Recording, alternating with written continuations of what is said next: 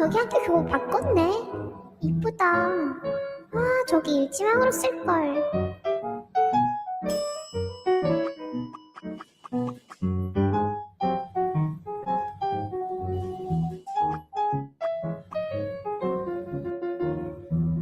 캬깡크. 그만해. 오늘은 장만 보고 오기로 연말에 약속했잖아. 왜 자꾸 약속 안 지키지? 자꾸 울면 옆에 있는 형아가 이놈 한다. 이놈.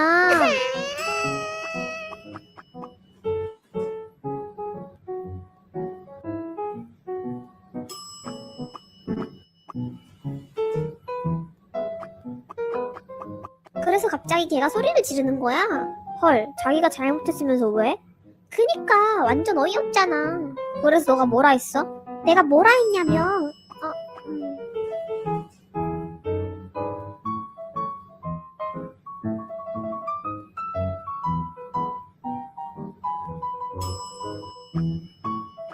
그래서 너가 뭐라 했는데? 그래서 내가 뭐라 했더라?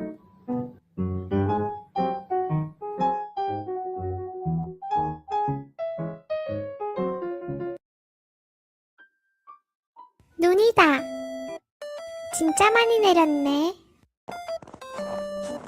인프피야. 안녕. 어디가? 나? 애들이 공터에서 보자고 해서. 넌? 나는 눈이 많이 쌓였다길래 보고 싶어서 나와봤어. 오, 너가? 집 밖을 나오다니 대단한데? 아니야. 나도 나름 부지런하거든. 그럼 공터 같이 갈래? 공터? 응, 애들이랑 같이 놀자. 애들이면 다 내가 아는 애들인가? 누구누구 있는데? 이프제랑 엔프제랑 엔티비 있을걸? 오, 다 아는 애들이다. 그래, 가자. 야, 지금 하면 반칙이지. 얘들아. 왔어? 한눈 팔지 말라고. 잠깐만. 나도. 인프피도 왔네. 안녕. 오다가 엔티제 만나서 같이 놀자 하길래 왔어. 잘했어.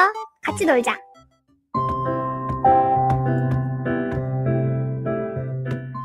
이프제야, 넌 눈 좋아해? 나?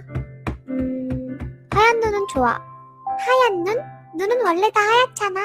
차가 밝고 모래랑 섞이면 더러워지잖아. 난 그 눈이 진짜 싫어. 맞아. 그건 나도 싫어. 근데 넌 왜 눈싸움 안 해? 눈 맞으면 추워. 손도 시렵고. 난 이렇게 보는 게 재밌어. 넌? 난 이게 너무 재밌어. 얘들아, 눈사람 만들자.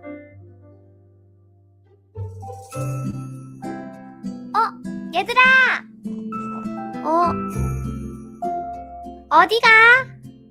집. 같이 놀자. 안 돼. 나 집 가서 할 거 있어. 눈사람 만드나? 재밌을 것 같... 아니. 너무 추울 것 같아. 집 가서 유튜브 볼래. 나도 일 있어. 미안. 우리끼리 놀자. 추워. 추워도 재밌잖아. 맞아. 지금 이렇게 안 놀면 언제 또 해보냐? 춥긴 춥다. 진짜 겨울이다, 겨울.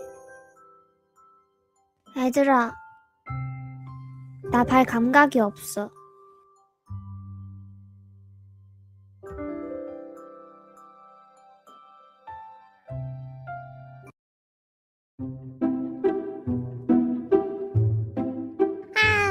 벌써 연말이네. 다들 뭐하고 있으려나?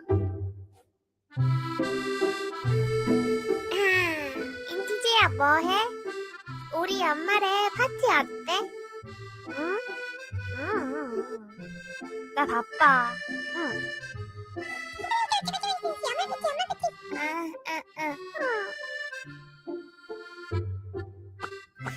연말인데 다들 나오지도 않고 말이야. 짜증나.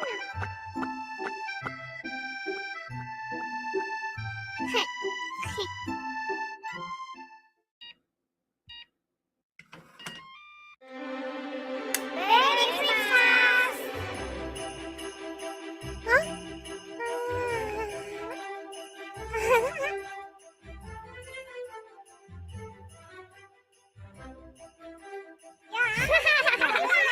있다고 생각해? 나도 메리 크리스마스. 그치.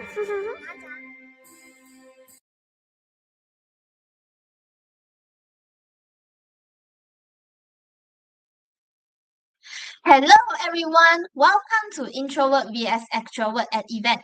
How personality shape event experience. My name is Ishan and I will be your host today. Before we officially begin, if you haven't checked in yet, please scan the QR code on the screen and register your attendance. We will wait for about 1 more minute while everyone complete the check-in.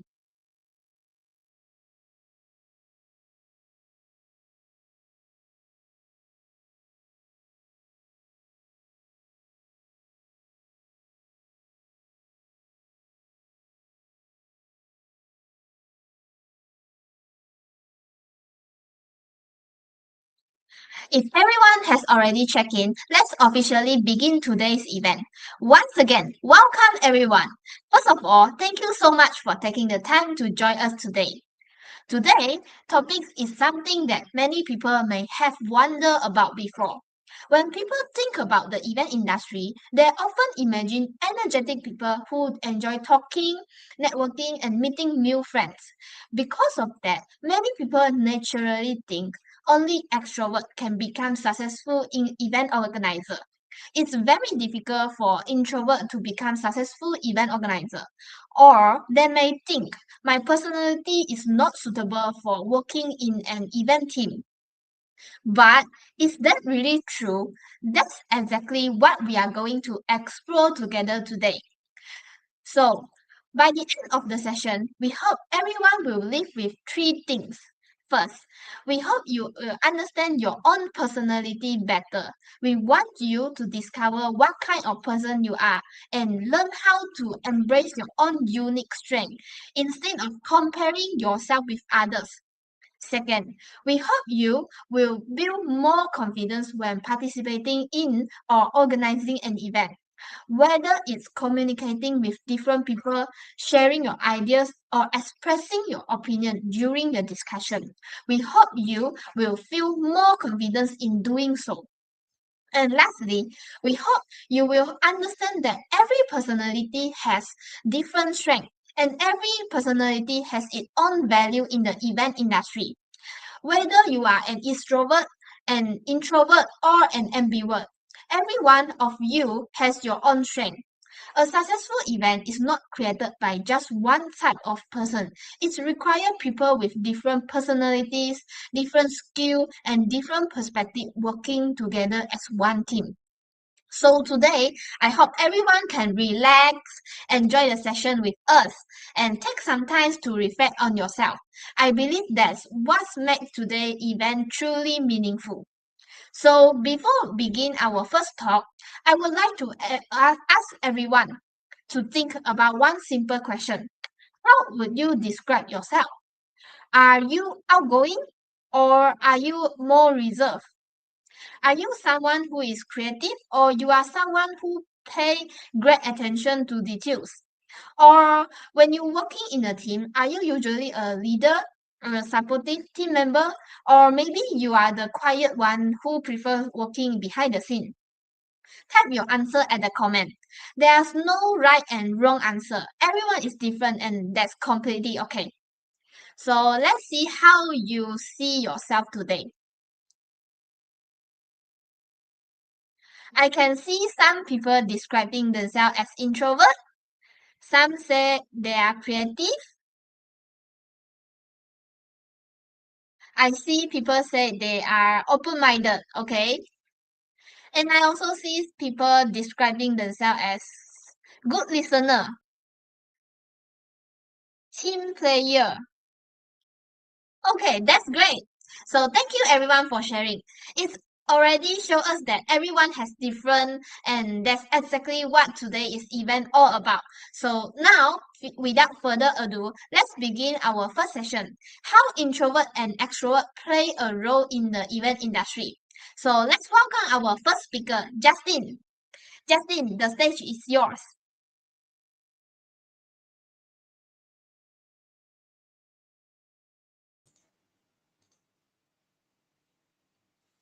So now, hello, I'm Justin. So now I will share the first topic. So how introverts and extroverts play a role in the event industry. So when the people think about the event industry, one common assumption often comes to mind. Many believe that event organizer needs to be outgoing, confident, and comfortable speaking to people all the time. That's unsuitable because the people we notice that the most are usually the MCs, the event hosts, and or the commitment members interacting with participants. This creates the impression that the industry is naturally with participants, but the reality is quite different. An event isn't successful because of the people standing on the stage alone. Behind every event is a team with different personality, different responsibilities, and different ways of working. That's one of the things that make event management unique. Success doesn't depend on having one particular personalities, it depends on how well people working together. As participants, we often experience only the final outcome of an event. We arrive, check in, enjoy the program, and go home with photos and memories. So imagine, what is your last event you attend? Even a concert or conference or market or any interest event. So what we really see is everything that happened before the event even started. Planning an event involves months of preparation. The organizing teams has to coordinate with vendors, confirm speakers, prepare the venue, promote the event, manage registrations, and constantly adjust the schedule whenever unexpected changes happen. By the time the audience walks into the venue, most of the hard work has already been completed. That's why event management isn't only about interacting with people. A large part of is planning, coordinations, communication, or problem solving. These responsibilities requires different strengths, which is exactly why both introverts and extroverts have an important place in this industry. Before we talk about their roles, it's important to understand what these personalities actually means. So extroverts generally feel energized through the social interactions. They enjoy discussing ideas, meeting new members, and working in environments where communication happens consistently. Introverts are different. They usually prefer having time to think before responding and often recharge by spending time in quiet environments. Neither personality is better than others. In fact, one of the biggest misconceptions is believing that introverts are shy or that extroverts always confident. That's not necessarily true. Confidence is something people develop through experience. Personality simply influence how we naturally approach different situations. Understanding this difference help us realize that people contribute to an event is in different ways, and that's completely normal. So one thing I like about the event industry is that there's no single definition of a good event organizers. So different people contribute in different ways. There are people who naturally enjoy meeting participants, communicating with sponsors, and creating a lively atmosphere. At the same time, there are also people who enjoy organizing schedules, checking details, solving problems, and making sure everything is ready before the event even starts. Both types of people are equally important. Without good communications, participants may not enjoy the event. Without careful planning, the event might not run smoothly at all. So rather than asking whether introverts or extroverts are better, the real question is how each person can use their own strengths to contribute to the team. One thing you will quickly learn in the industry events is that things rarely go exactly planned. Technical issues happen, speakers arrive late, programs run over time, unexpected situations are simply part of the job. What makes a good event team is not avoiding problems completely, it is how the team respond when those problems happen. Different personality offer approach these situations differently. One person may immediately focus on communicating with the audience and keeping everyone calm. So another person might begin reorganizing the schedules and recording the teams behind the scenes. Although their approaches are different, their objectives is exactly the same: to make sure the event continues smoothly without affecting the participants' experience. This is why teamwork is so far important than personality alone. Many people spend too much time asking, am I introvert or an extrovert? But in the event industry, that's not the most important question. A better question is, what can I learn and how can I improve? Personality may explain how we naturally approach different situations, but it does not limit what we are capable of achieving. Every event gives us a chance to develop new skills, gain confidence, and discover strengths we didn't know we had. With enough experience, an introvert can become comfortable speaking and in front of a crowd. An extrovert can become highly organized and detail-oriented. Growth happens when we are willing to try something new. That's why personality is only the beginning. So the choices we make, the experiences we gain, and the skills we develop are what shape our future. Our personality may influence the way we work, but it should not define what we are capable of achieving. Many students worry that being an introvert means they won't fit into the event industry because do not enjoy the consistently talking to people. On the other hand, so some people think extroverts will naturally perform better in every event role. In reality, neither of these assumptions is true. The event industry is full of opportunity to learn and grow. Someone who feels nervous speaking in front of an audience today maybe become a confident event host after gaining more experience. Likewise, someone who enjoys socializing may discover that they are actually very good at planning, according a team, or managing operations behind the scenes. The more events we participate in, the more we understand our own strengths and areas for improvement. At university, we are given the chance to experience different roles, make mistakes, learn from them, and gradually build our confidence. Personality is only the starting point. Our audience, willingness to learn, and ability to work with others are what truly shape us into the better event professionals. We will spend the past few minutes talking about the personality and how they are influenced that the way we work. So now let's put those ideas into practice. So imagine that you are organizing an event. So no matter what role you are given, you are be making decisions, working with different peoples, and facing situations that require quick thinking. At the point, your personality naturally become part of the way you respond.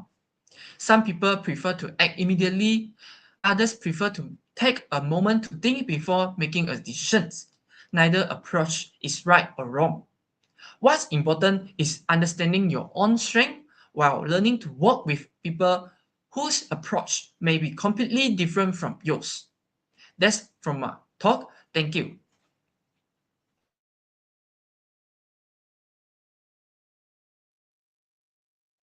Thank you, Justin, for sharing such an insightful talk with us. I believe you all have a better understanding now that introvert and extrovert play different but equally important roles in the event industry. Each personality has its own unique strength. No matter what your personality is, the most important thing is to discover your own strength, continue developing them, and let them shine even brighter. Whether you are an introvert, an extrovert, or somewhere in between, you are an important part of every event team. Now, we have just learned about the different roles that introvert and extrovert can play in the event industry. But what happened in real life situations? Would people with different personalities react differently when facing the same event scenario? To help us explore this, we have invited two guests who both have event experience in the event industry. They will be sharing how they would think and respond to the same event scenario from their own perspective.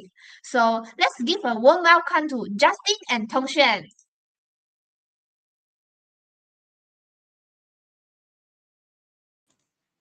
Hello, I'm Justin. Hi, I'm Tongshan. Thank you for both joining today. Before we begin, could both of you briefly introduce yourself to everyone? So I'm Justin from JY Entertainment. So and my role in company is event coordination. Hi, I'm Tongshan and from Talk Event Entertainment, and my company role is marketing executive. Tongshan, I heard that you are quite an introvert person in your daily life. Is it true that you're perfectly happy spending an entire day at home without talking to anyone? Yes, I can spend the entire weekend without going out or talking to anyone. So I enjoy being by myself home, doing my own things like playing games, watching movies or TV shows or anything else. I think that's the most comfortable and relaxing way for me to recharge. Yeah. For me, I can't accept it at all. I really can't stay at home by myself during the holidays. I always want to ask my friend to get out, whether it's for coffee, shopping, chatting, or just hanging out. So I enjoy being around people. So spending the whole day alone would be really difficult for me. Wow, you two really have completely opposite personalities. I'm really curious to see how your different personalities influence the way you think and respond to different situations. So today I have prepared a few event scenarios. For each scenario, I would like both of you to share what your first reaction would be. How would you handle the situation and why? So let's see how differently an introvert and extrovert might approach the exact same situation. So let's start with our first scenario. Okay, so imagine that you are responsible for the registration counter. The participants arrive, but you cannot find their name in the registration system. The event is about to begin, so the participants become increasingly anxious.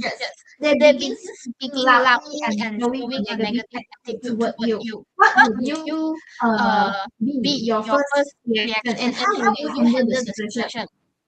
So Justin, you may answer first. Okay.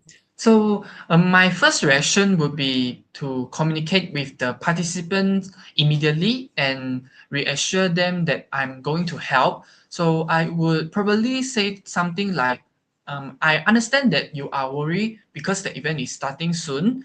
Please allow me have a moment to check your information. And after that, I will ask for their full name, email address, phone number, registration information, or payment receipt. So if I still cannot find their name, I would contact the registration supervisor or person in charge immediately. While waiting, I would continue updating the participant instead of leaving them standing where without any explanation. You mentioned that you will speak confidently. What will you do if the participant continue to speak rudely or started blaming you personally? Um, I would try not to take it personally because the participant is probably reacting out of stress. I would remain polite but also be firm. I might say, I understand that it is frustrating, but I am currently checking the issue for you. I will be able to assist you more effectively if we communicate calmly. So I will not agree with them or raise my voice.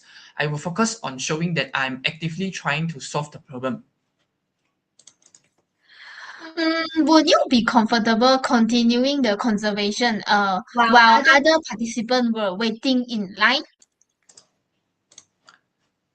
I would be comfortable communicating, but I would also be aware that the situation could delay other participants.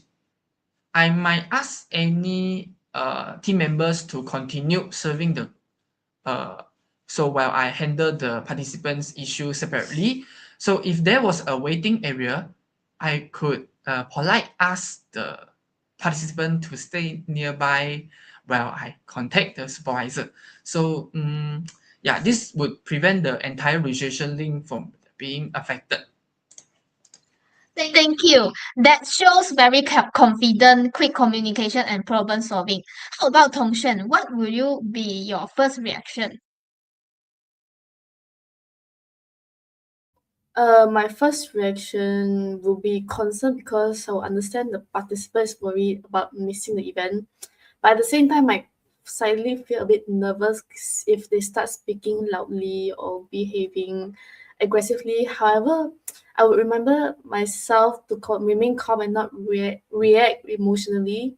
I will apologize for the inconvenience and carefully ask them to confirm their registration information. I will check their full name, email address, identification, confirmation email, and the payment details. I would prefer to check everything step by step first because I would not want to make another mistake by rushing. Would you find it become very difficult communicate with someone who has becoming impatient? Uh, Obviously, yes, I might feel uncomfortable, especially if the person was speaking loudly in front of everyone. However, I would still try to maintain a calm tone. I would focus of the information that are needed instead of responding to their attitude. I might say, I understand that you're concerned about missing the beginning of the event. I am checking the information for you now and I will contact my supervisor if I cannot locate it. Giving them like a really clear explanation might help them to understand that I'm not ignoring them. What would you do if you could not solve the issue by yourself? Then I will ask my supervisor or another experienced team member for assistance. So I will not pretend to know something if I am unsure because that could make the situation worse while waiting for help. I will keep the participant informed and reassure them that the issue had been passed to the appropriate person. If possible, I will also record the details so that the team could investigate what caused the problem later. Would you feel responsible even if the registration error was not your fault? I would not blame myself for the system error, but I will feel responsible for helping the participant lah. As a registration team member, I want them to feel supported even if I could not personally solve the technical issue. I could still communicate respectfully, find the correct person to assist them, and make sure they are not forgotten. What kind of preparation will help you manage this situation more confidently? Preparation would help me, like before the event, I would try to understand the registration procedure, know who to contact when there is a problem, and prepare the answers for like the common registration issues. And having like a backup participant list or clear standard operating procedure will also help me to remain calm because I will know exactly what steps I can follow. Okay, both of you would remain professional and try to help the participant, but your approach are slightly different. Like for Justin would probably communicate immediately, reassure the participant confidently and manage the conservation activity. But Tongshen might initially feel more nervous first, but would carefully verify the information and follow the procedure step by step. Both approach are useful. Confidence can help claim the participant while attention to details can prevent further mistake. So let's continue to our second scenario.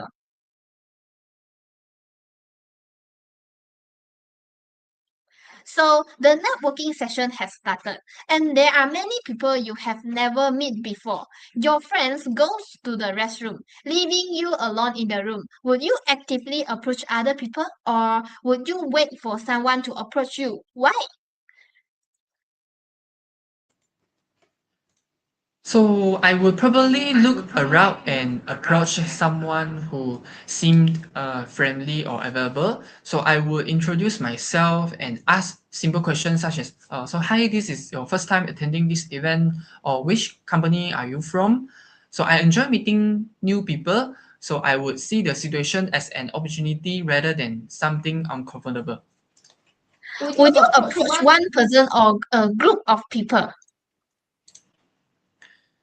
I would be comfortable approaching either one person or a small group. So if a small group was ready having an interesting conversations, so I might wait for a suitable moment and ask whether I could join them or not. I will listen to the topic first and then contribute naturally. However, if someone was standing alone, I might approach them because they could also be feeling uncomfortable. What would you do if the person that you approached gave you a very short answer or did not seem interested to continue the conversation? I will not force the conversation. I might ask one more open-end question to see whether they will simple shy. For example, I could ask what they thought about the event or which session they enjoyed. So if they still appear uninterest, so I would politely end the conversation and approach someone else. So I will not take it personally because they might be tired or uncomfortable. Would your goal be to meet as many people as possible? I would enjoy meeting several people, but I would not only focus on collecting contacts. I would like to understand who they are, what they do, and whether we have any shared interests. So I might exchange social media accounts or contact information with people I connect with. For me, networking is enjoyable because every conversation can introduce a new idea or opportunity. Thank you, Justin. How about Tongshen? What would you react when your friend left you alone? My first reaction would, of course, being uncomfortable lah, because I would be suddenly surrounded by unfamiliar people without someone I already knew. I probably would not immediately approach a large group. I would first observe the room and look for someone who seemed approachable.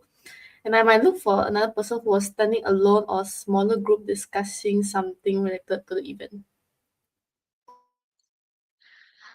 Would you try to wait for someone to approach you? Yes, I might wait for a short time, but I will not want to remain silent for like the entire network section. Once I notice like a suitable opportunity, I would try to start a conversation. I might ask a simple question about the event, like, what do you think about the previous session, or how did you hear about this event? Like starting with a topic related to the event would feel more natural to me. Would you prefer speaking with one person or several people?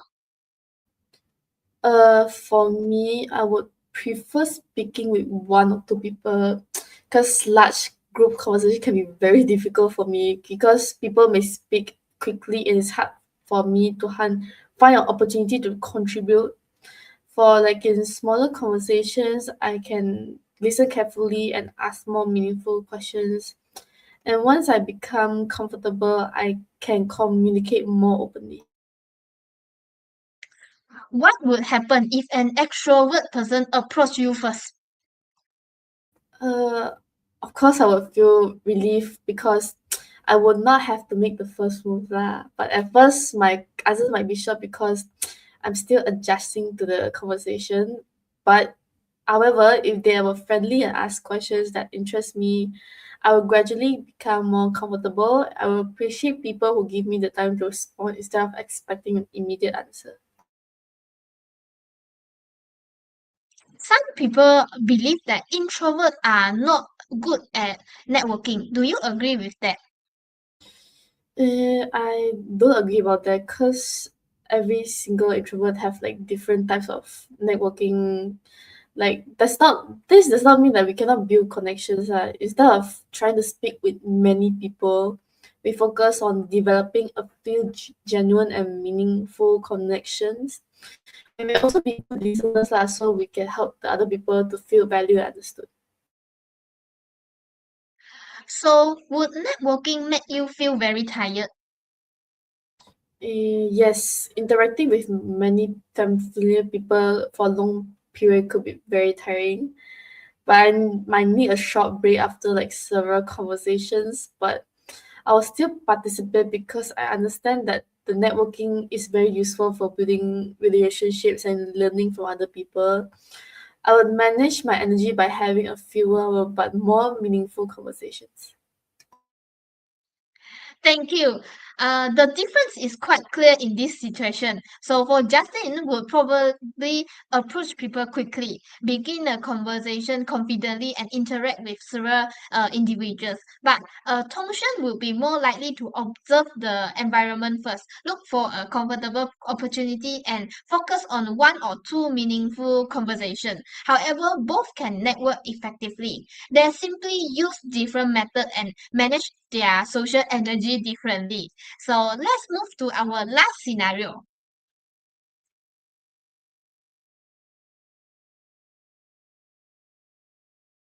So, on the day of the event, the original MC suddenly feel unwell and cannot continue. The event organizer approach you and ask whether you can replace the MC at the last minute. Would you agree immediately? What would be your first reaction? Justin, would you accept the role? So my first reaction would probably be excitement mixed with nervous. So I would be surprised because I was not expecting to host the event, but I would most likely agree. I enjoy speaking in front of people and I would see it as an opportunity to challenge myself. However, I would first ask for the script, event schedule, speaking names, and important announcement. Would you feel confident going on stage without much preparation? I would feel confident enough to try, but I would still want a few minutes to prepare. Confidence alone is not enough because an MC needs accurate information. So I would quickly highlight the important parts of the scripts and confirm the pronunciation of the speaker names. So I would also ask whether there are any special instructions or last minute changes. Would you try to entertain the audience? I would try to not to panic. So I might yes, but I would consider the type of event first. So if it was a normal event, I would maintain a professional tone. So if it was a more casual event, I might include the mood of the event instead of focusing only on their own personality. Um, Before you going on stage, how would you control your nervous?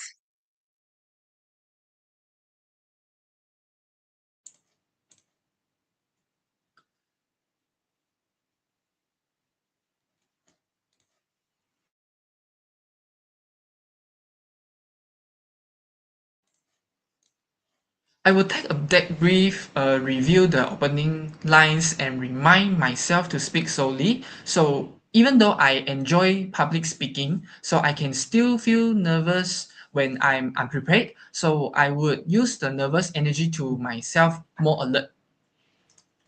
Thank you, Justin. How about Tongshen? What would be your first reaction? My first reaction would be very nervous and pressured because public speaking is not something I naturally feel comfortable doing, especially without preparation. I would probably need a moment to understand the situation before answering. I would ask what the role required, how long I needed to speak, and whether there was a complete script available. Would you immediately reject the request? I will not immediately lah. If there was another experienced people ever, I might suggest that they will be a more suitable person to take this role.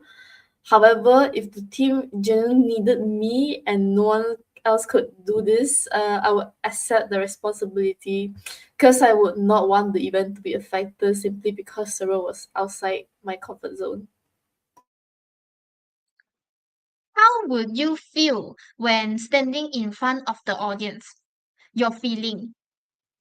So I would probably feel very nervous at the beginning. My heart might beat faster, and I might worry about making a mistake. But however, once I completed the introduction and become more familiar with the situation, I would probably become calmer. I will focus on helping the event run smoothly instead of focusing on whether everyone was judging me. What will you do if you suddenly make a mistake? Of course, I might feel a bit embarrassed internal, but I will try to correct the mistake calmly and continue the event. Like for example, if I pronounce a name incorrectly, I will apologize briefly and say it correctly. I will avoid spending too much time discussing the mistake because that would make it more noticeable. Would you interact with the audience in the same way as the extrovert? Probably not in exactly the same way. I might follow the script more closely and use a calmer style. I may not use like a much humor or spontaneous interaction, but I will focus more on giving clear information and maintaining the event schedule. A quieter hosting style can still be more professional and effective. After this situation, would you feel proud? Yes, especially because I will have completed something outside my comfort zone. I might feel mentally tired afterward, but I would also feel proud that I supported the team during an emergency. The experience could help me become more confident in future public speaking situations. Thank you, Tongshen. Thank you, Justin. In this situation, Justin may agree more quickly and rely on confidence, energy, and communication. But Tongshen may need more information and preparation before accepting the role. However, both can become a very effective MC. One may bring more energy, while the others may bring careful preparation and clear delivery. The important quality are adaptability, responsibility, and the willingness to support the team. So thank you, Tongshen, and thank you, Justin. Thank you. Thank you.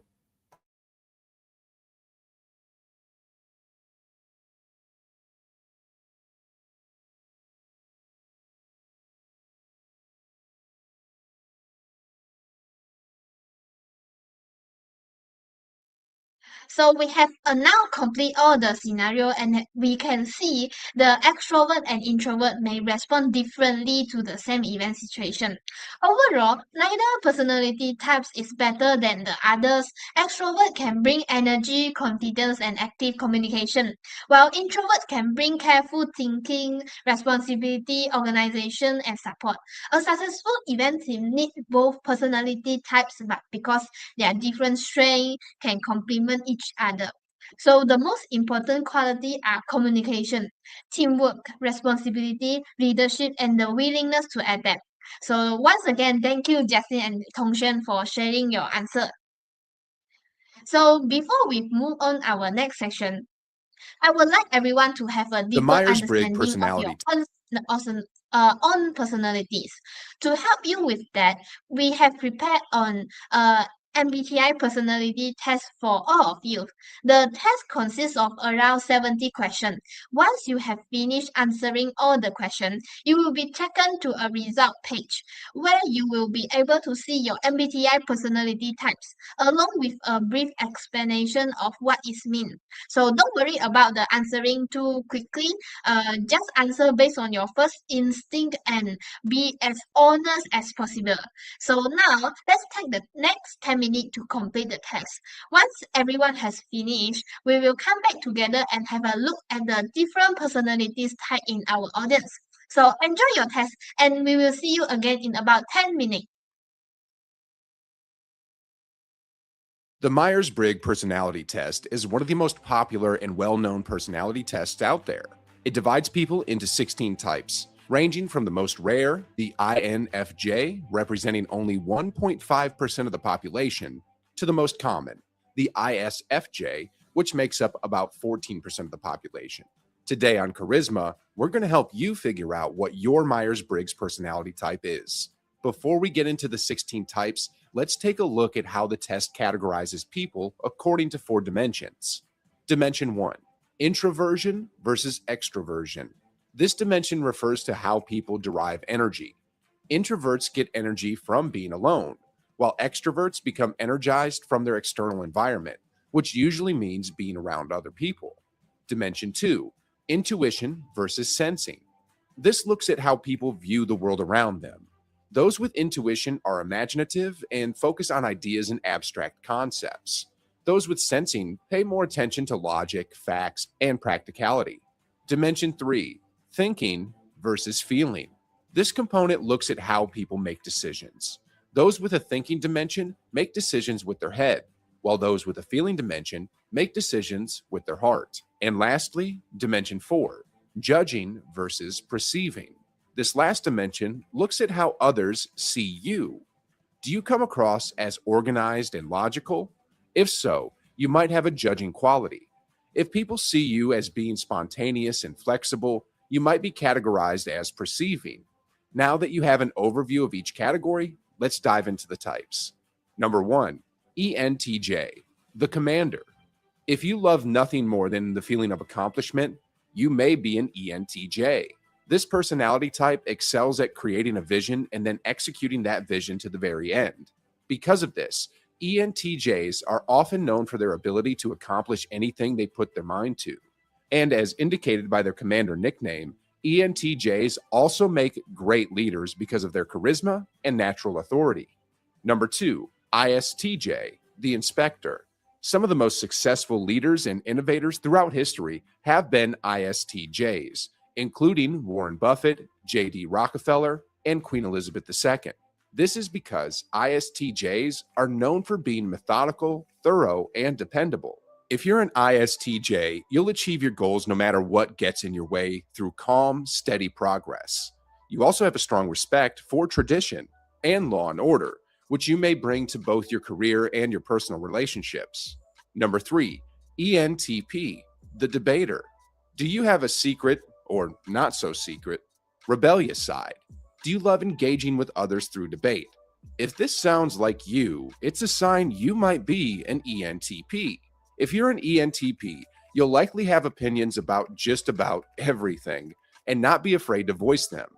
In fact, you love nothing more than a great debate, even if your opinion is the odd one out.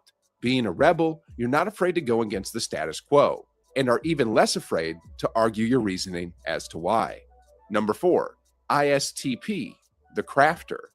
Are you someone who values learning through hands-on experience? If so, you might be an ISTP. This type often ends up in a career path that allows them to employ their problem-solving abilities like engineering, science, or construction. But your desire for hands-on experience doesn't only extend to the workplace. You also like to experience the world directly in your free time, often through adventure or thrill-seeking behavior. You might be drawn to skydiving, bungee jumping, surfing, or another activity that helps you get your adrenaline up. Number 5, ESTP, the persuader. Are you outgoing, logical, and a quick decision maker? If so, you might be an ESTP. Because you're action-oriented and very sociable, you are likely skilled at professions like sales, where you can make use of your gregariousness and ability to thrive in a fast-paced environment. You don't spend a lot of time overanalyzing a situation and don't make decisions based on emotion. This allows you to be an efficient problem solver and someone who's not only great at, but enjoys putting out fires. Number 6, ISFJ, the protector. If you're known as being someone who stands up for those you love, you might be an ISFJ, otherwise known as the protector or the defender. If someone you know gets hurt, you'll jump to help them, even sacrificing your own needs for those you love. Because of this, ISFJs are often thought of as being selfless. But this isn't because you want a pat on the back or praise for your behavior. It just genuinely makes you feel good to care for others. Number 7, INTJ, the architect. Otherwise known as the mastermind, INTJs are incredibly logical and strategic in their way of approaching the world. If you're an INTJ, you have high expectations of not only yourself, but also those around you. Good enough doesn't cut it for you. You expect excellence. While this can sometimes be taken to an extreme and lead to harmful levels of perfectionism, most of the time it means that INTJs find success in whatever area they pursue. In fact, INTJs are some of the highest earners out of all of the Myers-Briggs personality types. Number 8, ESTJ, the director. What do George Washington, Judge Judy, Michelle Obama, and Margaret Thatcher have in common? They're all ESTJ personality types. As you can see, this personality type, also known as the director, makes great leaders. This is due to their ability to get things done quickly and efficiently and their skill in managing others. So, if a friend has ever joked that maybe you should run for political office, it might be a sign that you're an ESTJ. Number 9, INFP, the mediator. Do you spend much of your time daydreaming, coming up with inventive inner worlds and stories? If so, you might be an INFP, incredibly imaginative. INFPs have rich inner lives, and if you're an INFP, you love spending time in this inner world. Look no further than at some of the most famous INFPs like J.K. Rowling or William Shakespeare to understand how vibrant an INFP's inner world can be. Your creativity, however, is not a means of escaping from reality. In fact, it's quite the opposite. It's instead derived from a need for a higher calling or purpose, which you communicate through your creativity. Number 10, ISFP, the artist. Like INFPs, ISFPs are also highly creative and have rich imaginations. Where they differ from INFPs, however, is in their sensing dimension. This means that ISFPs are more present-focused, whereas INFPs are more focused on the future. Because of this, if you're an ISFP, you'll be more focused on how to extract value from the present moment rather than from the future. You might, for instance, spend extra money on an experience like a concert or an art show instead of investing it. To you, it's much better to enjoy the present moment rather than stress about future events that may or may not happen. Number 11, ENFP, the champion. While they're certainly capable of accomplishing big goals, ENFPs are nicknamed the champion for their ability to help others realize their goals. Often motivational speakers, life coaches, or teachers, ENFPs find purpose through helping others succeed. And what's more, if you're an ENFP, you're naturally great at this because you're gifted with the ability to be organically inspiring and motivating without seeming like you're trying too hard. Number 12, INTP, the thinker. Adept problem solvers. INTPs try to organize and make sense of the world through their logical side. If you're an INTP, you'll likely prefer time to yourself where you can be alone with your thoughts. You enjoy problem solving and because of your thinking dimension, believe that problems are best solved with logic rather than emotion. Because of this, INTPs often excel in positions that require the ability to problem solve, like science or engineering. Number 13, ESFJ, the caregiver. Are you always trying to figure out how to bring more harmony to your environment? Are you great at resolving conflict amongst others and getting people to work together? You may be an ESFJ. The reason you're so good at bringing harmony to an environment, whether that's a contentious work meeting or an awkward social gathering, is because of your hyper-awareness of not only the feelings of others, but how their feelings are interpreted by the people around them. This allows you to pinpoint others' needs and then work to make sure they're being met. Number 14, ESFP, the performer. Do you thrive in the spotlight? Are you known as the one who always has the best stories and is the best at telling them? If so, you might be an ESFP. This type is nicknamed the performer for a reason, as they often draw to entertainment professions like acting and music. However, despite their love of being the center of attention, this doesn't mean that ESFPs are self-centered or unaware of others' feelings. In fact, ESFPs are quite the opposite, as they're known for being incredibly caring and sensitive to the feelings of others. Number 15, INFJ, the advocate. One of the rarest personality types, INFJs are often known for having contradictory personality characteristics. They are logical, yet highly emotional, imaginative, yet also very analytical. And despite their perfectionist natures, they can come across as very laid back. What is consistent about them, however, is their desire to better the human race. Famous INFJs include Mohandas Gandhi, Jane Goodall, Florence Nightingale, and Eleanor Roosevelt, all of whom are advocates for improving the world around them. So, if you're drawn to careers like social work or medicine because this provides you with the ability to help people, you might be an INFJ. Number 16, ENFJ, the giver. The counterpart to the rarest Myers-Briggs type, the INFJ, is the ENFJ. The ENFJ differs from the INFJ in their extroverted dimension or their need to get energy from others rather than time by themselves. Their similarities, however, lie in their caring nature and desire to help make the world a better place. If you're an ENFJ, you're likely an attentive, natural leader because your passion to improve the world naturally inspires those around you. Speaking of those around you, have you ever wondered if you're smarter than the people around you? Watch this next video to find out if you're smarter than most people. Keep watching Charisma to learn about that topic and many others.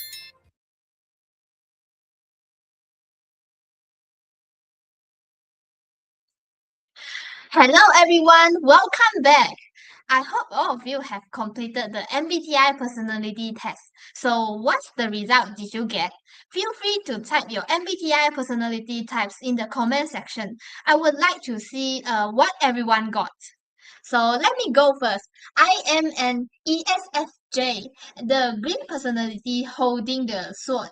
So I am an extrovert, and according to the MBTI description, ESFJ are usually optimistic, friendly, outgoing, and enjoy supporting the people around them. So how about you guys? Let's have a look at the comment. I can see someone saying they are INFTA. We also have EFTJ. Okay. Someone here is an ISTJ. Oh, it looks like we have quite a lot of introvert joining us today. So, no matter what personality types you are, I hope that by the end of today's event, you will get a better understanding of yourself and discover your own strength. So, alright, without further ado, let's move on to our next activity. We are going to play a scenario challenge mini game. So I will present a few event related scenario, and for each one, you will see a few answer option on the screen. So all of you need to do is choose the option that best match what you would do and type your answer in the comment section. So there are no right and wrong answer. We are simply exploring how different personalities think and respond in different situations. So are you guys ready? Let's begin with our first scenario. So during the event meeting, you usually A. Share your ideas first. B. Listen before speaking. C. Speak only when asked. D. Prefer writing your ideas instead. So you can type your answer in the comment. Let me see.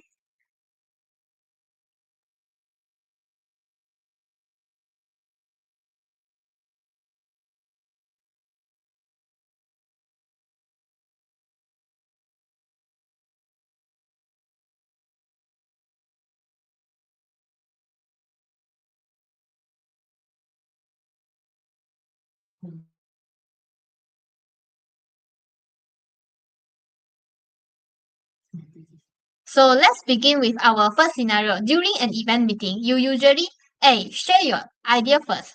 B. Listen before speaking. C. Speak only when asked. And D. Prefer writing your ideas instead of sharing.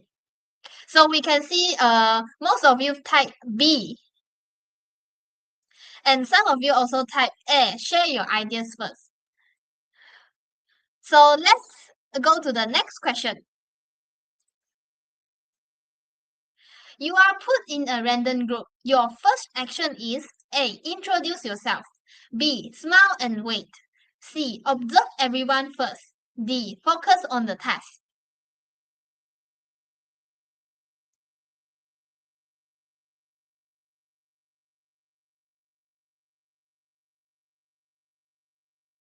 Let's check the comment. I can see a mix of different answer. Some of you choose C and some of you choose D. Most of the people will choose to observe everyone first.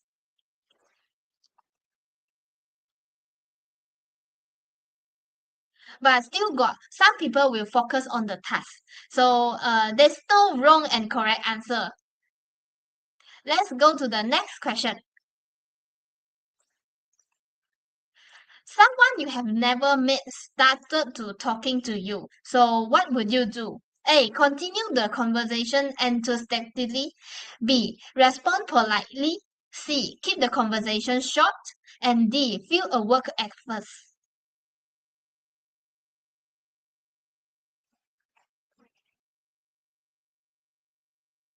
So I can see some of you said B. Respond politely.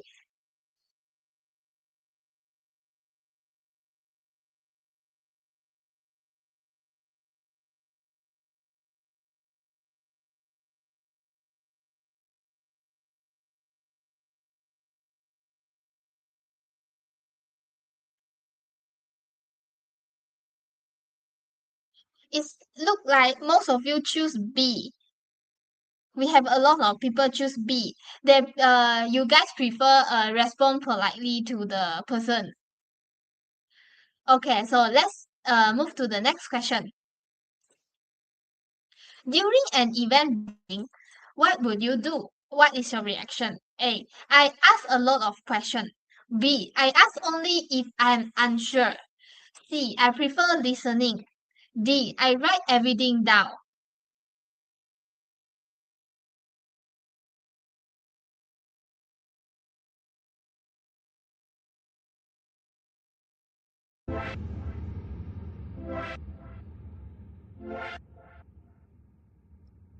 So let me check the comment. I can see a mix of different answers. Some of you would choose A, some of you would choose C, and some of you will choose D.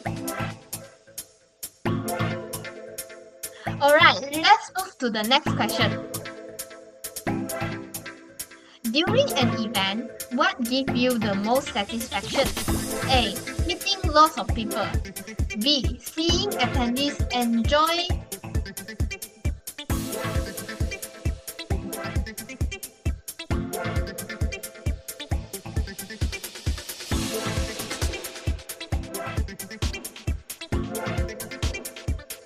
themselves. Knowing everything runs smoothly. D. Solving unexpected problems.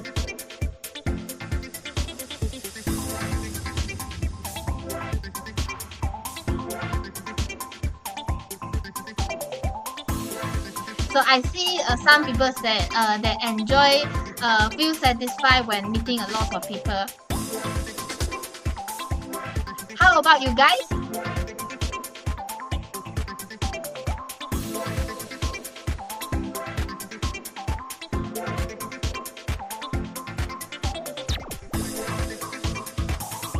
We also see some people say they feel satisfied when solving unexpected problems. That's good. So let's move to the next question. Which statement describes you best? So first, A. I enjoy meeting new people and trying new experience. B. I enjoy meaningful conversation with new people. C. I like having time to think before I speak.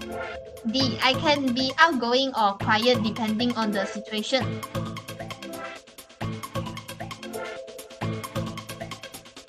For me, for myself, I will choose A. I enjoy meeting new people and trying new experience. Usually, I will feel very happy when I go to a different place and then meeting new friends. So for you guys, I see some of you write say C, having time to think before you speak.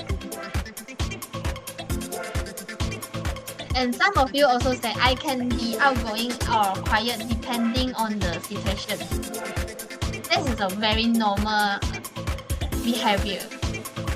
So let's move to the next question.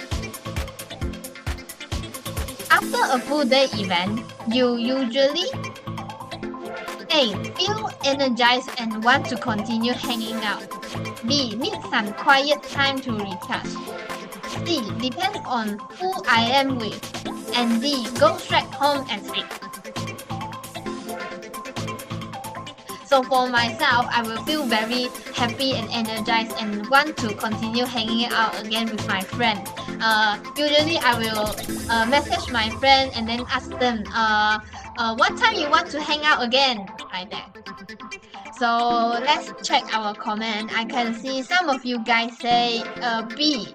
Need some quiet time to recharge. Okay, hanging out sometimes is a very tired thing. And most of you said go straight home and sleep. Okay, very good. So let's move to our next question. When attendees come to complain, you would A. Talk to them immediately. B. Listen carefully before responding. C. Ask another teammate for help. D. Refer them to the person in charge. So what is you guys' reaction? You can type in the comment.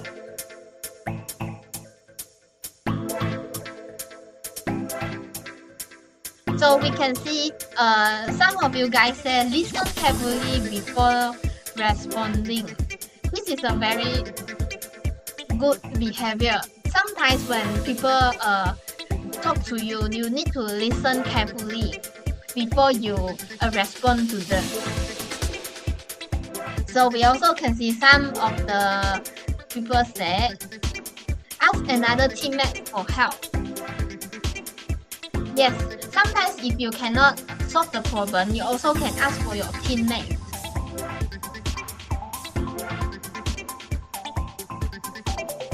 Okay, let's move to our challenge 9.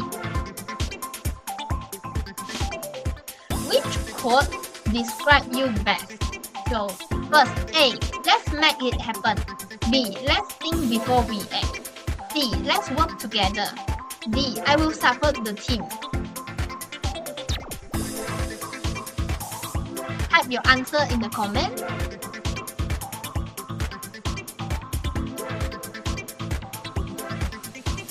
Okay, I can see some of you guys say A. Let's make it happen. I also agree of this. This will describe me the best because when during my class, usually I will become the event leader. So I will say, let's make it happen.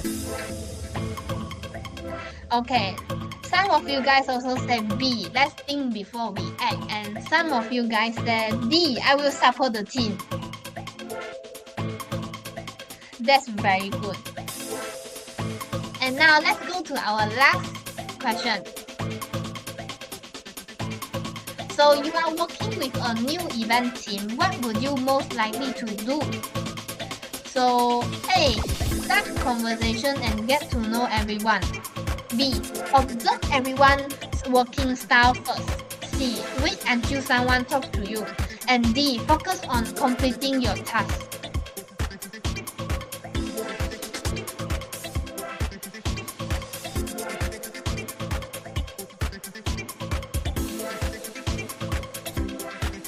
Okay, I can see some of you said observe everyone's working style first. I think this may be an event leader.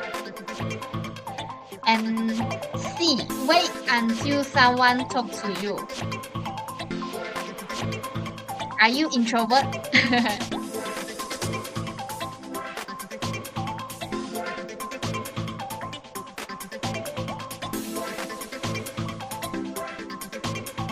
Okay.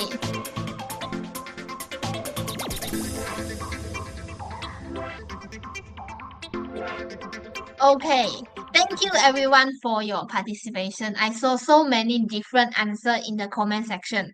Some of you choose the same option while others had choose different response. Through this game, we can see that although we are all faced with the same situation, we don't always make the same decision. So the way we think, react, and make decisions often depends on our personalities, perspective, experience, and personal preference. So, and that's exactly what makes teamwork in the event industry so interesting. Everyone brings something different to the table, and together, those different perspectives help create better events. So now let's move on to our next section. We have also invited an events management student to share some of his experience from organizing events throughout his university journey. So let's welcome Mr. Abdullah.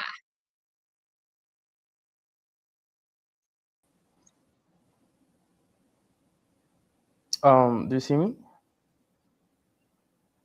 Yes, I can hear you. Okay. Hello everyone. Thank you for having me. I'm excited to share my experience today. Great to hear have you here. So to start us off, can you briefly tell us which event you will be talking about today? Sure. My experience was attending Galm Sheikh as a participant, while my worst experience was Fisher Hill, where I worked as a part of the organizing team. So let's begin with the glam chick, okay? You describe it as one of your best event experience. What make it so memorable? One of the biggest reasons was that the entrance was completely free. I think free admission made the event much more attractive, especially for students. People didn't need to think twice about spending money before even entering. They could simply walk in, explore the booths, and decide what interested them. I also noticed there were many visitors throughout the event, and I think the free entry played a huge role in attracting that crowd. That's interesting. From an event organizer's perspective, why do you think free entry is such a good strategy? Because it lowers the barrier for visitors, many people hesitate to buy tickets for an event they've never attended before. But if it's free, they are more willing to give it a chance. Once they are inside, they will likely spend money on food, drinks, products, or activities. So even without charging an entrance fee, the organizers and vendors can still generate revenue. You also mentioned there was one booth that really stood out of you. Yeah, it was the tiramisu booth. I really like tiramisu. So when I found that booth, I was honestly like very happy.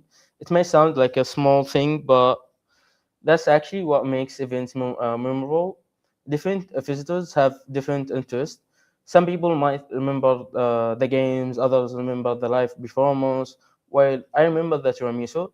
That's why having a variety of booths is important. So you are saying variety improve the visitor experience?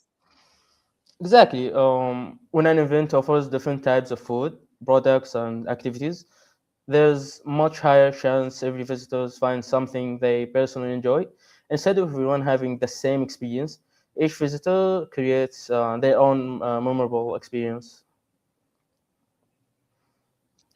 Beside the booth, was there anything else that impressed you? Yeah, definitely. The event had a spending reward system. If visitors spend around like 30 ringgit, they could join a special activity or mini game and stand a chance to win a prize. I thought that was like a really smart idea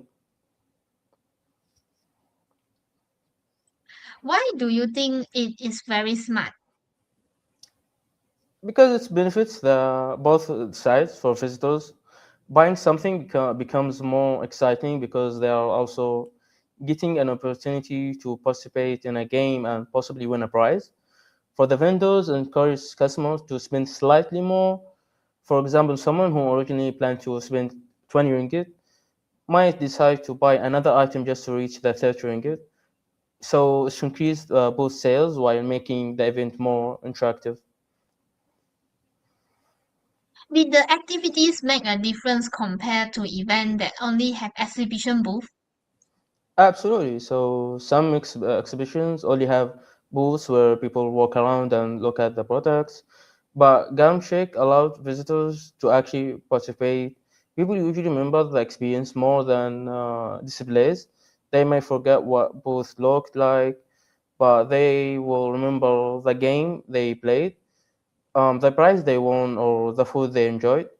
That creates stronger memories. That sounds like a very enjoyable experience. Now let's move to the completely different event. So Fraser's Hill, unlike the Glam Chick, this was not event you attended as a visitor. You were actually part of the organizing team. So what made Fraser Hill one of your worst event experience? The biggest reason was the journey. So the bus ride alone took around like 3 hours. By the time we arrived, almost everyone was exhausted. Um, the event didn't even started, but everyone energy was already really low. 3 hours is already quite long, but I heard the journey did not end there. That's right. So after reaching the bus stop, we couldn't continue using the large bus. We had to transfer into smaller vans because the road wasn't suitable. That means everyone had to unload their stuff, waiting for the vans and move everything again, and continue the journey. It made the trip even more tiring. How did that affect the event itself? As the event organizers, we still had responsibilities immediately after arriving. We needed to help with the registration, prepare the activities, but because everyone was already exhausted, it was much harder to perform well. It reminded me that participants' experience actually begins long before they reach the venue. So, beside the transportation, were there any other problems? Yeah, the road itself, it was narrow, all quite dangerous. Traveling through the way wasn't like comfortable. From an organizer's point of view, safety should always be priority. Even though nothing serious happened, it still made the journey stressful. Would you say the location was suitable for a large event? Personally, I don't think so. If you're expecting hundreds of participants and transportation becomes a huge challenge, you will need more buses, more vans, more workers, and much more time. That also increases costs and creates more opportunities for delays. How about the weather? I heard Fraser Hill has very unpredictable weather. Yeah, and that became another major conquer. Our event depended heavily on outdoor activities. If it rained, many activities or the whole event would have to stop immediately. Imagine traveling for hours, changing vehicles, and finally arriving, only to find that the program can't continue because the weather. That would be frustrating for everyone. So, looking back now, what could the organizer have done better? I think having stronger backup plan would help. For example, preparing indoor venue, covered areas, interactive activities that could continue event even if it's rain. Risk management is extremely important, especially for outdoor events. Despite all these challenges, was there anything you liked about Fraser Hill? Absolutely, the place was too beautiful. The weather was cool, the air was fresh, and the environment was beautiful, peaceful. As a tourist destination, it was wonderful. However, from an event management perspective, beauty alone isn't enough. A venue also needs to be accessible, particle, and suitable for the size of the event. Thank you, Abdullah, sharing such a experience for us. Before we end the section, what are your biggest takeaway from both experience? Gamshik taught me that small details can create a memorable experience. Free entry, a variety of both interactive activities and reward system encouraged visitors to stay longer and enjoy themselves. Furthermore, taught me that planning doesn't stop the venue itself. Transportation, accessibility, safety, weather, and backup plans are just as important as the activities. A beautiful location doesn't automatically create a successful event. As organizers, we need to think about the entire participant journey from the moment they leave home until they return. I really like that final point. A successful event is not only about having a beautiful venue or exciting activities. It's about creating a smooth and enjoyable experience from beginning to end. So thank you so much. Thank you, Abdullah, for sharing both your best and worst event experience with us today. Thank you. Thank you. Bye.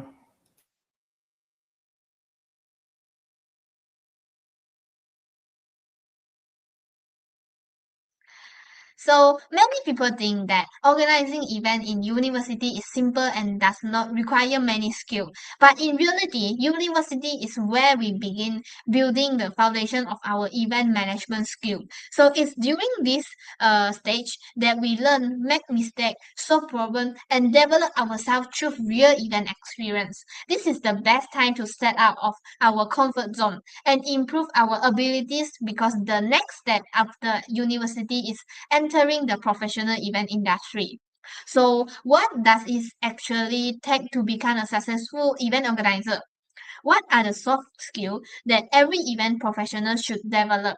So, to help us answer this question, we have invited a special guest with experience in the event industry to share their insight with us. So, let's welcome Miss Sijato.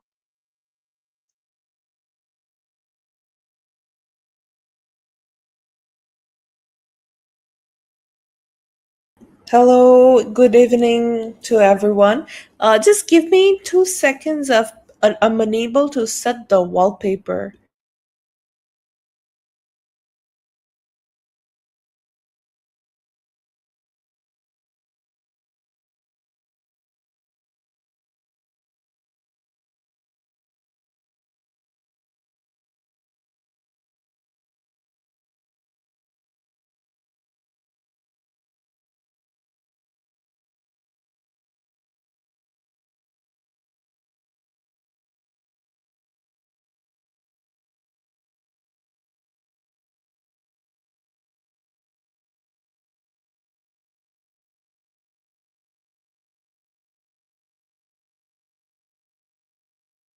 There has been a technical glitch. Okay, so I am Sidratul Muntaha. I'm the co-founder and the director of RM Events. So this was a very thoughtful, and also I could learn and get an inner perspective of everyone involved in this event, a virtual event today. So it was very exciting. And we have spent the last hour discovering that whether you're an introvert or not, or extrovert or not.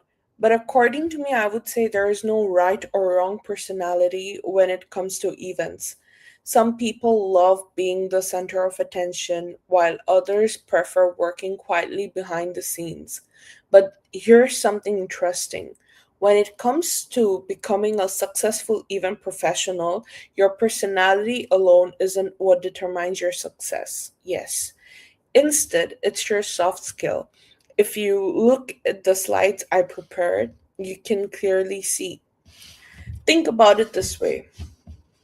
Imagine you're organizing a concert, an exhibition, let's say, or even your university event.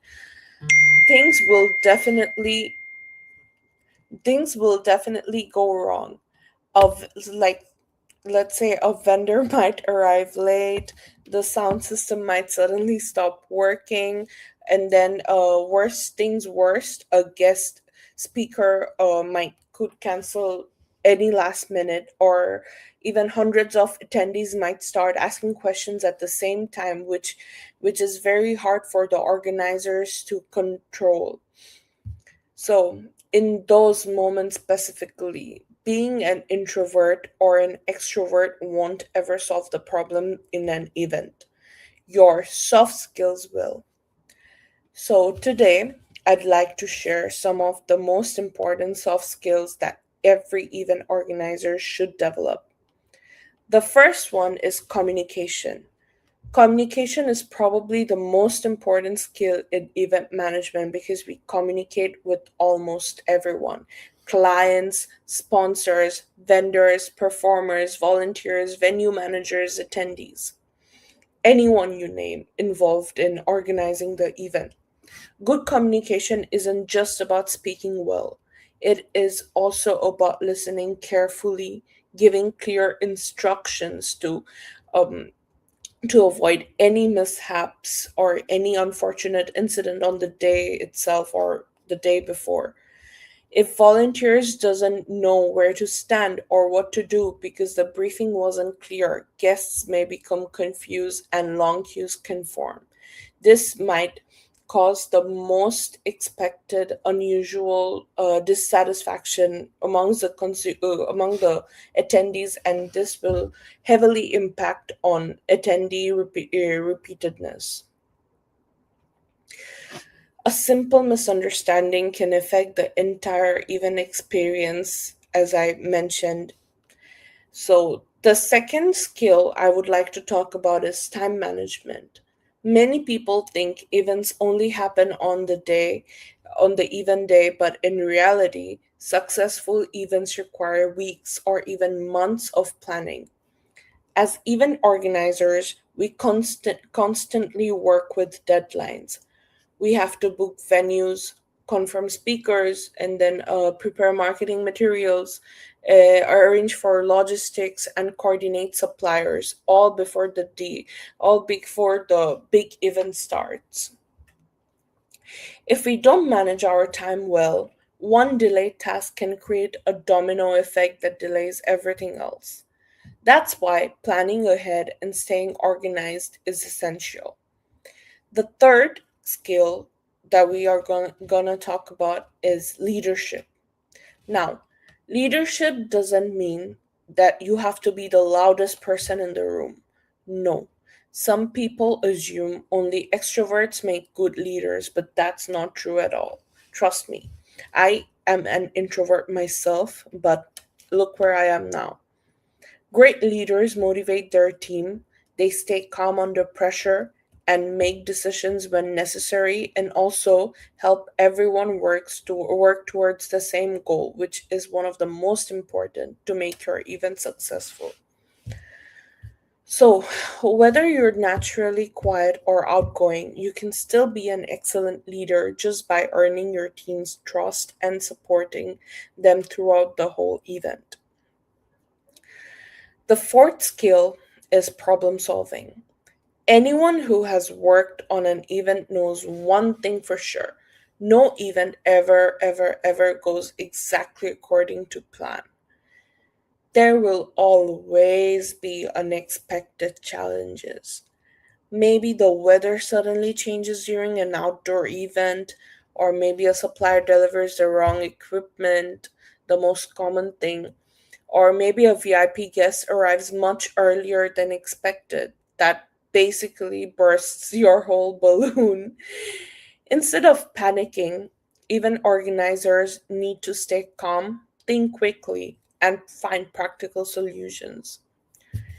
Being able to solve problems under pressure is one of the qualities that separates good event organizers from great ones. So, the fifth skill that we are going to talk about is creativity. Today's attendees expect experiences that are memorable and unique. Creativity helps us design exciting event concepts, engaging activities, attractive decorations, interactive games, and memorable experiences that participants will continue talking about long after the event ends. I'm pretty sure the Glam Chick show followed the same things, because of which Abdullah still talks about till after the event ended. And that is basically every event organizer's whole goal, to make sure your attendees talk and talk and talk until they get tired of it. So sometimes creativity doesn't mean spending more money. It simply means finding smarter and more meaningful ways to engage with your audience. Finally, we have adaptability. I don't know how much you know, but the event industry changes very quickly. The technology evolves, audience expectations changes, and then sometimes during an event, we have to adjust our plan immediately. For example, suppose when the weather abruptly changes, or we are missing a major equipment, or the let's say during a performance the backup dancers doesn't end up coming, the technical difficulties, so we always have to be ready with a backup plan. So during the COVID-19 pandemic, many event organizers had to transform physical events into virtual or hybrid events almost overnight. Those who adopted quickly continued to succeed in many ways. This shows that flexibility is one of the most valuable skills an event professional can have. Now let's connect the skills to real life event planning. Imagine you're organizing a university exhibition. Communication helps you coordinate with exhibitors and sponsors. Time management ensures every milestone is completed before the event. Leadership keeps your committee motivated. Problem solving helps you manage unexpected situations. Creativity makes your exhibition stand out from others, and adaptability allows you to handle last minute changes confidently. Together, these skills create successful events. Now, if we had an experienced event professional joining us today, one question I'd love to ask would be, what skills have helped you the most throughout your event management career? Most experienced professionals would probably tell us that technical knowledge is important, but actually soft skills are what help them handle the real life situations and build strong professional relationships.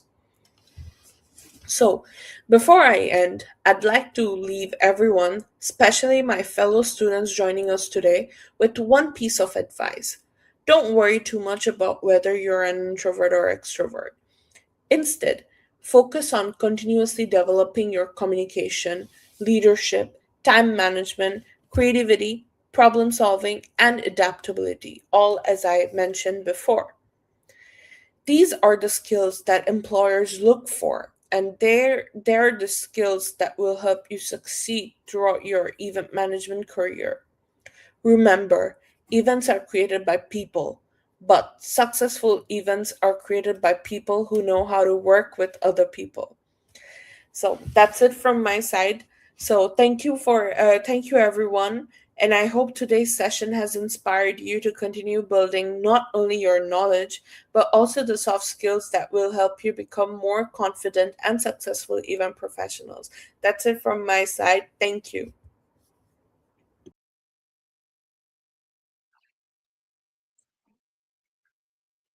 Thank you, Miss Sijato, for sharing such valuable insight with us. Let's give him a big round of applause. So, as we learned today, soft skills are one of the most important skills we can develop, not only in the event industry, but also in our personal and professional life, especially as an event organizer. Technical knowledge alone is not enough. Skills such as communication, teamwork, leadership, adaptability, problem solving, and time management are what help us handle different situations and work effectively with others. So this soft skill may not bring you success overnight, However, once you continue developing and applying them, they will become a strong foundation of your future career. So, all right, we have now come to the final activity of today's events, our networking section. So, you will be randomly paired with another participants. Spend a few minutes introducing yourself, talking about your MBTI personality types, your experience with event, or anything you would like to share. So, next, all right, here are the networking pairs. Please take a moment to look for your partners and save their names and phone number, or you can simply take a picture of the screen. So once everyone has found their partners, you can start introducing yourself and have a short conversation. Remember, networking is not about having the longest conversation. It's about making a meaningful connection and learning something new from someone else. So enjoy the conversation, have fun, and don't be afraid to start the first hello. We will see you back here in 5 minutes for our closing session. Enjoy your networking and see you in 5 minutes.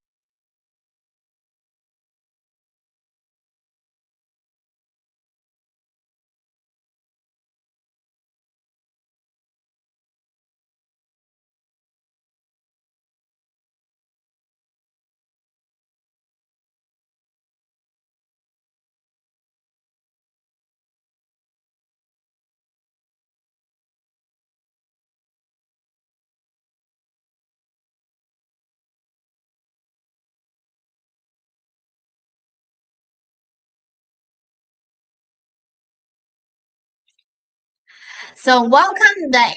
I hope all of you enjoyed the networking session and had the opportunity to meet someone new.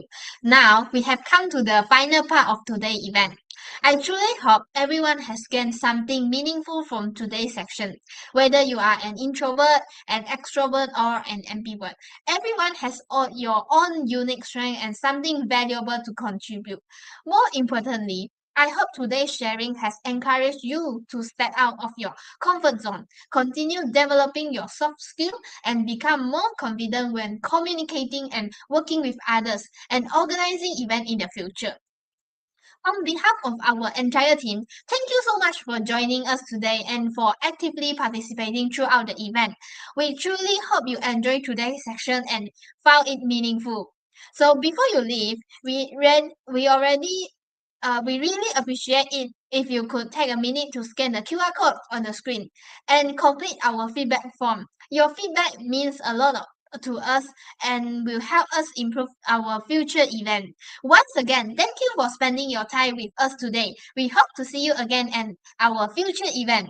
Have a wonderful day. Take care and thank you everyone. Goodbye.